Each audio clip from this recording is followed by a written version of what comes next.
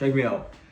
How is Islam going to say that there is an antichrist, anti-Messiah, right? Let's go with the more transliteral phrasing of what Islam says. They say anti-Messiah, right? Which essentially is meant to be the counterfeit Messiah, right? Track with me now. So if the anti-Messiah, excuse me one second. Excuse me.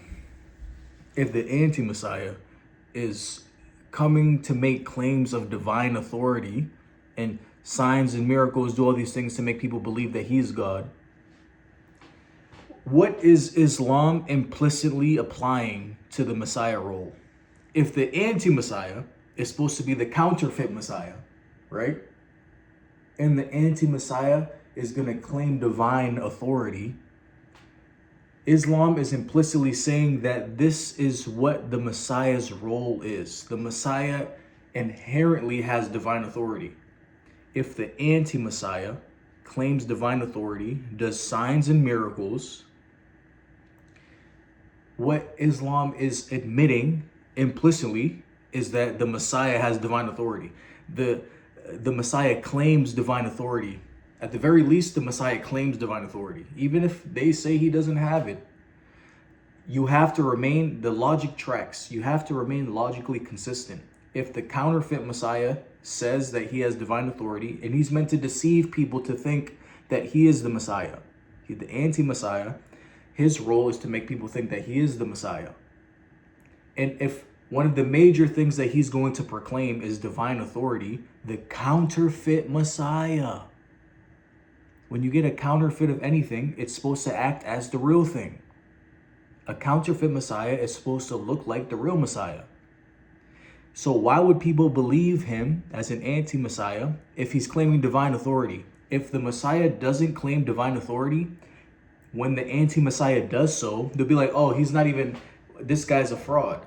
There's nobody who's divine and in man form. There's nobody who's divine who's a man. So cap. But that's not what Islam says. That's not what the Quran and Hadith say. Muhammad specifically gives a description to the Muslims so that they don't fall into deception.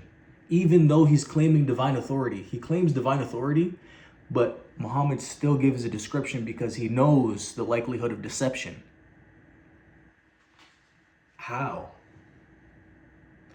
If the Messiah doesn't claim divine authority, how can the anti-Messiah do so? If Cheerios, let's look at cereal. Let's look at knockoff cereals.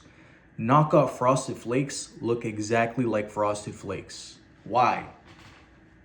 Because that's the point. That's what the counterfeit does. The counterfeit mimics. The Antichrist, the anti-Messiah, is mimicking the Messiah. And the anti-Messiah says that he has divine authority. So what does the Messiah do?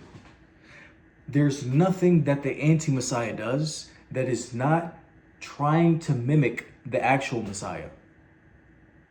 Let the logic track. We can end it there. This is the anti-Messiah dilemma. Yet another dilemma when it comes to Islam. But we'll leave it there because the logic tracks very soundly. We'll keep it under 5 minutes so it's easily digestible. And yeah, the anti-Messiah claims divine authority because he's meant to be the counterfeit of the Messiah. So that implicitly admits that the Messiah claims divine authority, even in the Quran. Wow. And you know why to a Muslim it's like mind-boggling? No, that doesn't make sense. The Messiah doesn't do that. Jesus didn't do that. It's because your religion is false, right? If you tug at the line of logic that says that the Antichrist is supposed to be a counterfeit Messiah, so everything that he does is supposed to mimic the Messiah. When you tug at that string and it falls apart, your religion falls apart, it's because there was no grounding. There was no foundation. It was founded on a man, not on God. That's why you can pull the string and it falls. So we'll leave it there. This is the anti-Messiah dilemma. Salud.